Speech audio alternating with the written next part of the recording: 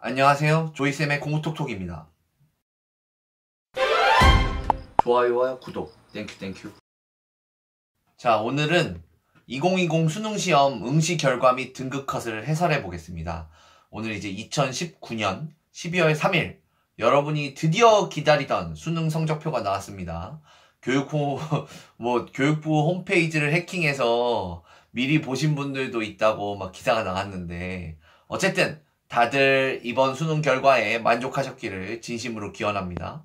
오늘은 2020년 수능시험 응시 결과 및 등급컷에 대해서 교육부 보도자료와 그리고 EBSI를 기초로 해서 해설을 해보도록 하겠습니다. 각 영역별로 어떤 유불리가 발생했는지, 또한 앞으로 어떻게 공부해야 할지를 정리해보도록 하겠습니다. 네, 첫 번째는 국어입니다. 작년에 난이도가 가장 어려워야 나올 수 있는 표준 점수. 표준 점수는 난이도를 반영한 점수인데요. 그 표준 점수가 가장 높은 게 150점이었어요. 작년에 국어가 150점이었죠. 올해는 140점으로 하향되었습니다. 한마디로 난이도가 조금 쉬워진 거죠. 게다가 작년의 경우에는 1등급 컷, 국어의 1등급 컷이 84점이었는데 올해는 91점으로 올라갔습니다. 그리고 2등급 컷은 85, 3등급 컷은 77. 이래서 비교적 평이하게 출제되었다는 평입니다. 다만 학생 여러분들 앞으로 공부하실 때 수학이 거의 절대평가 되어 가고 있거든요. 국어는 향후 21년, 22년, 23년 수능에도 변별력을 좌우할 과목이 될 가능성이 높습니다. 그러니까 국어 공부를 항상 소홀히 하지 않으셨으면 좋겠습니다. 다음은 수학입니다. 수학가부터 말씀드리겠습니다. 이과 수학이죠. 이제 이과 수학은 확실하게 1등급은 92점으로 정리되는 것 같습니다. 한마디로 수학 30문제 중에 29번, 30번을 빼고 다 맞추면 1등급이라는 공식이 굉장히 확고해지고 있습니다. 그래서 2등급과 3등급까지의 경쟁도 굉장히 치열합니다. 2등급은 85점, 3등급은 80점입니다. 1등급은 92점이고요. 이제 이과 수학은 3등급 이내 급간이 매우 좁고 치열해서 사실상 3월에 받은 자기 등급도 지키기 어려운 모양새를 보여주고 있습니다. 다음은 수학납니다. 문과 수학인데요. 올해 가장 어려운 과목으로 다시 말해 표준 점수가 가장 높은 과목이 되었습니다. 문과 수학은 표준 점수가 149점입니다. 네, 150점에 꽉 찼죠. 1등급 컷이 무려 84점입니다. 작년 국어 시험과 같아요. 1등급 컷이 84점이었는데 이걸 어떻게 설명드리면 되냐면, 일단 가장 어려웠던 30번 안 풀고 2.1% 정답률입니다. 그리고 그 다음으로 어려웠던 28번 안 풀고 7.3% 정답률입니다.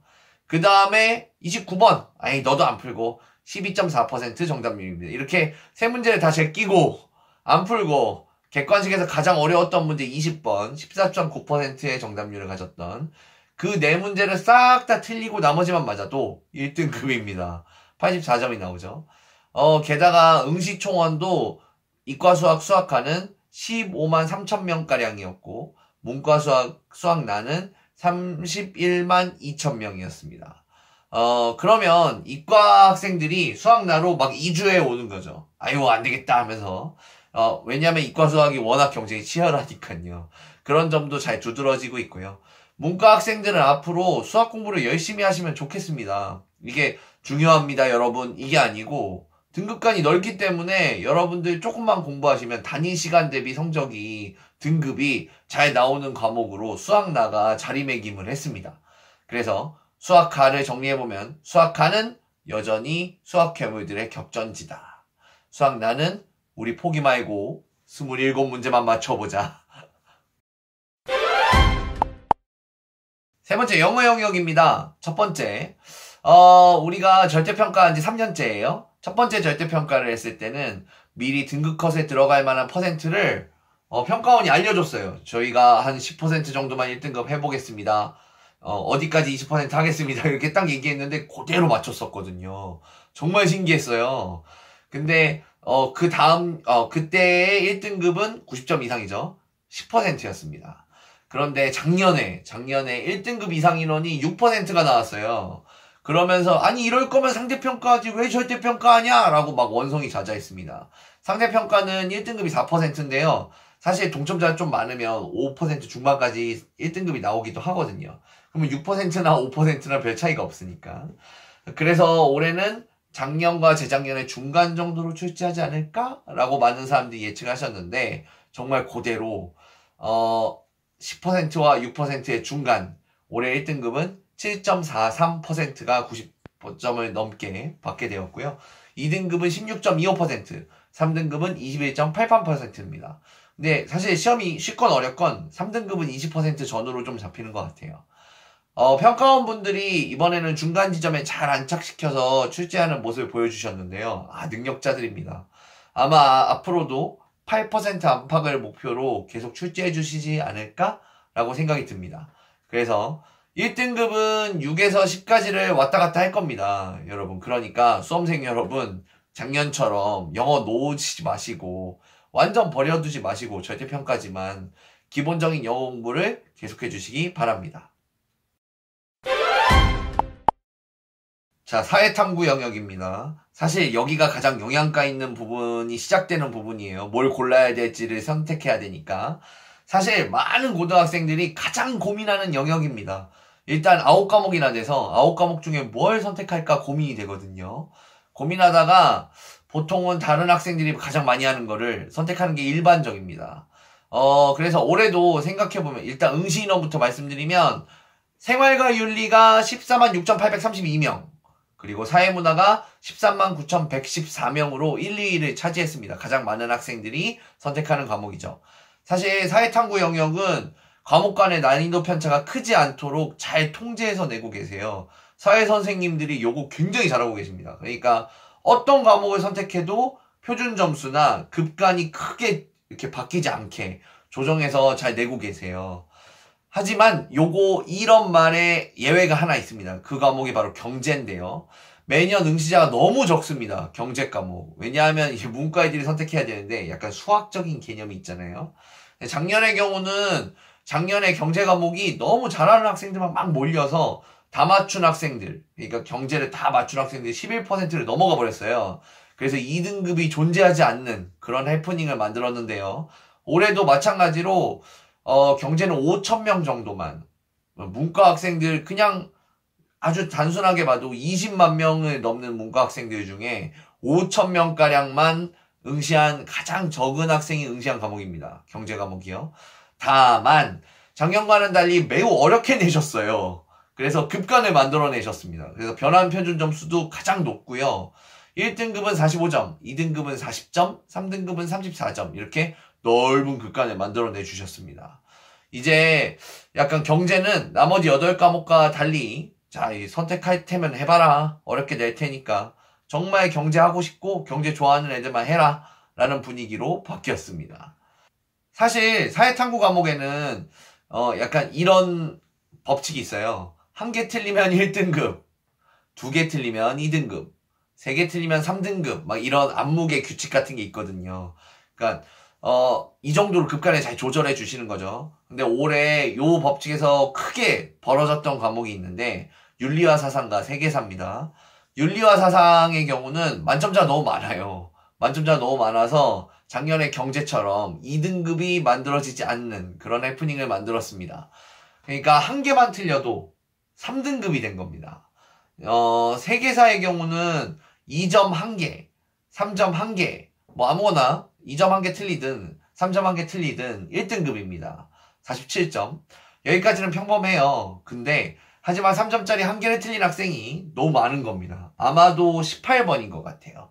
제가 띄워드릴 테니까 관심 있으신 분들은 보시고 정답률은 43.2%였습니다. 그래서 3점짜리 요 문제를 틀린 학생들이 너무 많아서 2등급이 사라지고 바로 3등급이 되었습니다. 그래서 다시 말해보면 2점짜리 하나를 틀리거나 3점짜리 하나를 틀리면 1등급인데 2점짜리 2개를 틀리는 순간 46점은 2등급이 아니고 3등급이 되는 겁니다. 1점 차이밖에 안 나는데 아마 이제 6번 문제 여기다 띄워드릴게요. 6번 문제 27.2%, 14번 문제 40.6%니까 요거 두 개를 틀렸던 학생들이 좀 많았을 것 같아요. 그래서 굉장히 어려웠던 3점을 하나 틀리면 1등급, 근데 요거 두 개 틀리면 3등급이 되는 아주 어이없는 상황이 만들어졌습니다. 윤리와 사상과 세계사는 아마도 다음 시험, 그러니까 2021년 수능에서는 극간을 좀 벌리려는 노력을 하시지 않으실까? 좀 어렵게 내지 않으실까? 라는 생각이 좀 들고요. 그래서 정리해 보겠습니다. 사회탐구 과목 고를 게 없으면 생활과 윤리, 사회문화처럼 학생 많은 과목을 고르는 게 아무래도 유리합니다. 네, 편하죠. 공부하기가. 근데 경제를 제외한 모든 과목은 표준 점수와 급간이 비슷하니까 자기 성향이 맞는 과목이 있으면 선생님 생윤3은 무조건 하라고 하셨는데 저는 법정이 좋아요. 법과 정치. 법과 정치 하시면 됩니다. 전 세계사가 좋아요. 세계사 하시면 됩니다. 왜냐하면 크게 유불리가 없기 때문에 표준 점수나 급간 차이가 크게 없기 때문에 일단 고를 게 너무 없다라고 생각하시면 생활과 윤리, 사회문화 하시고 본인이 맞는 과목이 있다 하시면 그 과목 하시면 됩니다. 경제는 진짜 경제를 좋아하는, 너무 좋아하는 그런 학생들만 선택하셔야 됩니다. 자, 과학탐구 영역입니다. 물리원, 화학원, 생명과학원은 매우 비슷합니다. 이 과학 선생님들이 급간을 굉장히 잘 맞춰주셨더라고요. 그래서 2점짜리 2개나 3점짜리 하나를 틀리는 선까지는 보통 1등급, 3점짜리 2개 이상을 틀리면 2등급, 3개 이상 틀리면 3등급, 이런 식으로 좀 조정이 잘 돼 있습니다. 표준 점수도 66점, 67점으로 만점자 표준 점수가 굉장히 균일하고요. 난이도가 비슷했다는 얘기죠. 사회탐구 과목들처럼 과학 과목들도 난이도 조정이 잘 돼 있는 편입니다. 그러나 하나가 있죠. 지구과학. 지구과학원의 경우 가장 많은 학생들 14만 8,540명이 응시하고 있습니다.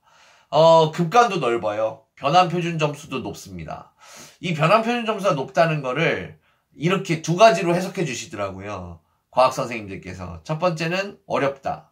두 번째는 못하는 애가 자꾸 선택한다.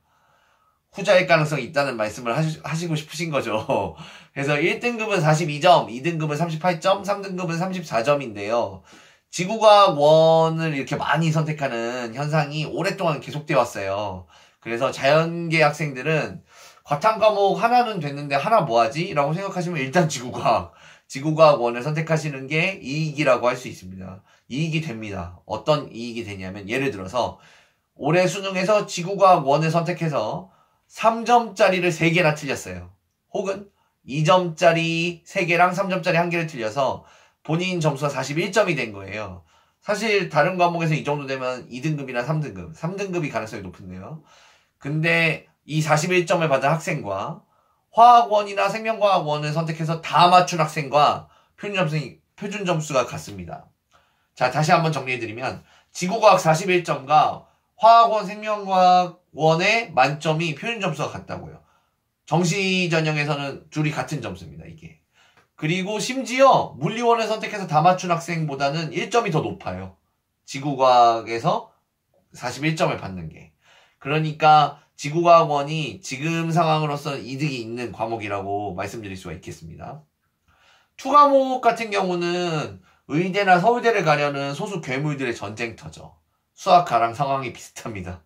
그래서 3등급까지 컷을 보면 대체로 다 비슷하다고 할 수 있는데 화학2의 경우는 1등급을 받으려면 2점 하나, 생명과학2의 경우는 2점 하나, 3점 하나 해서 45점까지, 지구과학2는 47점. 그래서 이거를 보면은 지구과학2를 고르는 이점은 없습니다. 2에서는 어떤 과목을 골라서 받는 유불리가 없어요. 어차피 다 괴물이거든요. 그래서 정리해보면 과학1은 지구과학원이 가장 이득을 보는 과목이라고 할 수 있겠습니다. 지구과학원이 본인과 완전히 난 선생님 전 지구과학이 완전 아니에요 라는 생각만 안 들면 선택해보시는 게 좋습니다.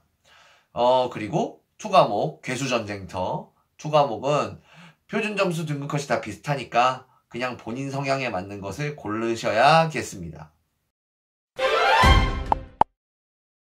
자, 이번엔 제2외국어입니다.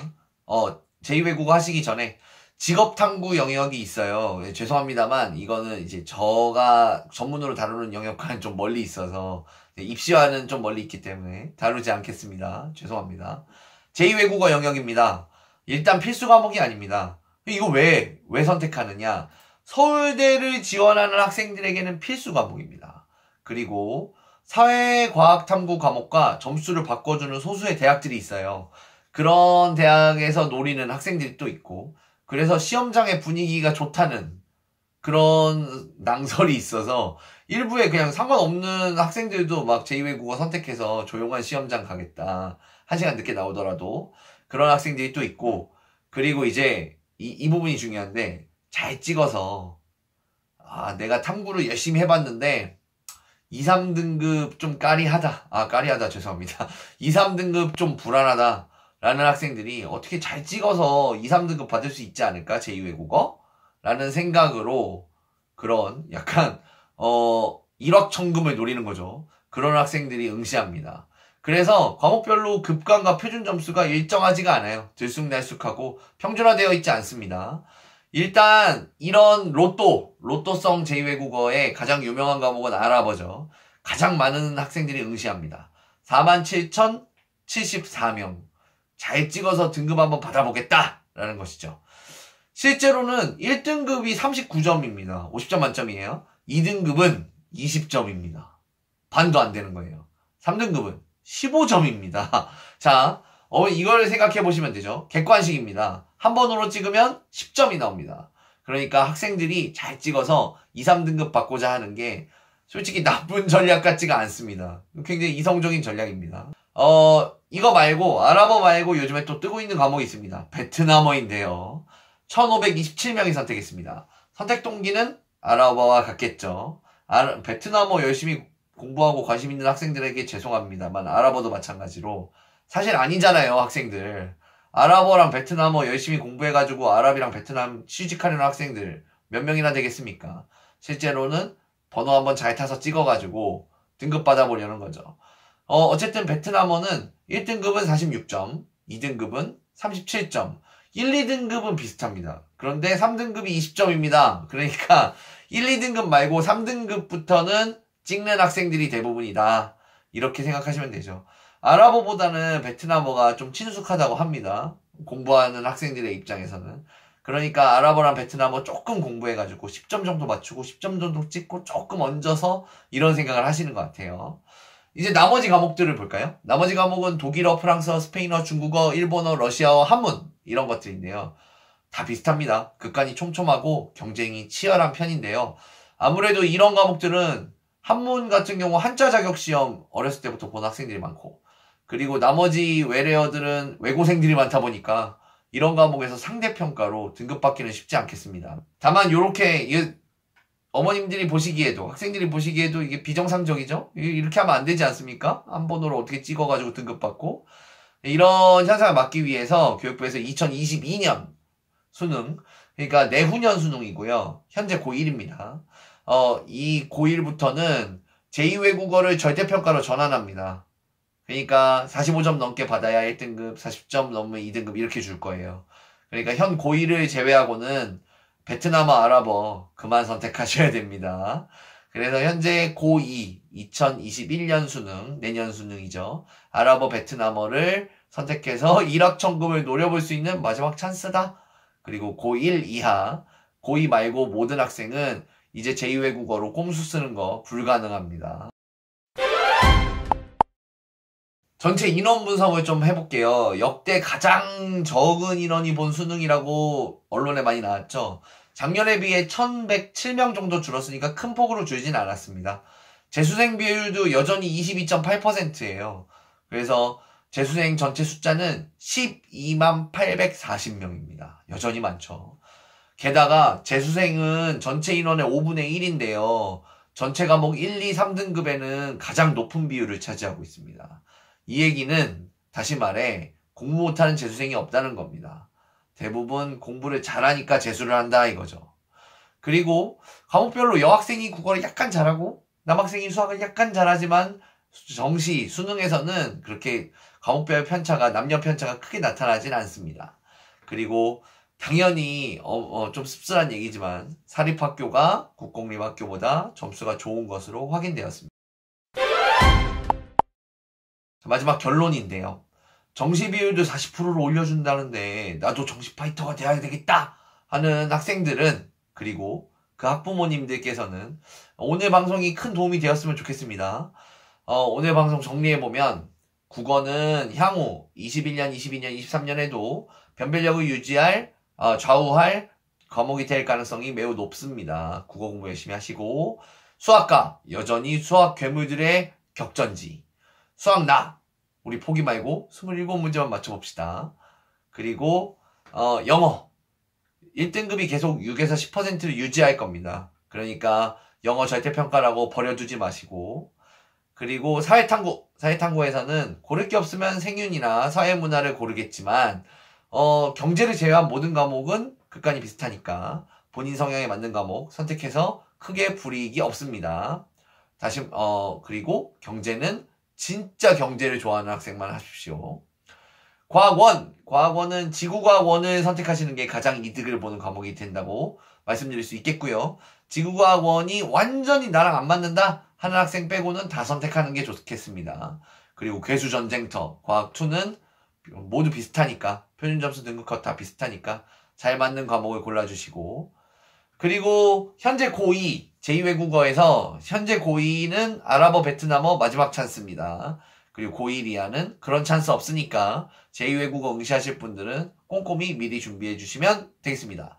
마지막으로 정시 준비할 학생들, 재수생 무서워할 줄 알아야 됩니다. 재수생 무서운 겁니다. 3월 본인 모의고사 점수가 6월, 9월을 거치면서 점점 떨어지고 시험 점수는 어려워지고 등급은 뒤로 빠집니다. 이거 조심하셔야 되고, 향후 여러분들의 수험생활에 항상 행운을 빌겠습니다. 오늘 방송 도움이 되셨길 바라고, 지금까지 조이쌤의 공부톡톡이었습니다. 좋아요와 구독 땡큐.